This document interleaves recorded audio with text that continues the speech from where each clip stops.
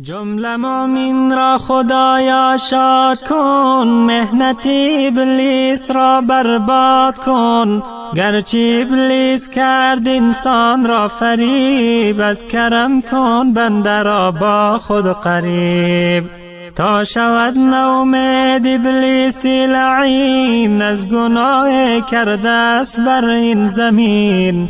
آفریدی در جهان هر گونه رنگ، بندگان افتادند در حرص تنگ. گر نباشد رحمتت کردگار، ما شویم صید عدوی نابکار. از چنین دشمن خدایا هر زمان، در فغان مو بگویم الامان.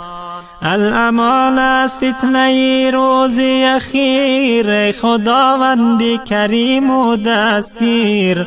دستگیری جمله خلق جهان، هستی پروردگار انس و جان.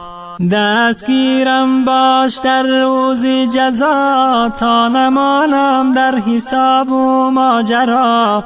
از صراطی مستقیم کردگار، بگذرانم همچو باد در بهار.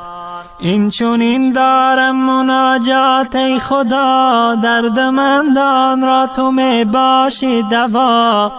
دردمند می خداوندی علیم، آگهی از دردمندان رحیم.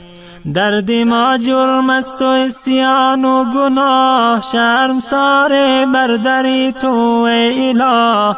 پر گناه می خدا رحمان تویی، افسازی عبد پر عصیان تویی. گر نباشد رحمت در بندگان، از چنین بنده شرف دارد سگان. بنده آن باشد که اندر بندگی، ترسد از پروردگار از گندگی. گر نترسد حق بترساند ورا، همچو قومی لوط گرفتاری بلا. هر دو عالم بر سرش گردد خراب، این جهان و آن جهانش در عذاب. زین سبب با درگه پروردگار، بندران به که آید بار بار.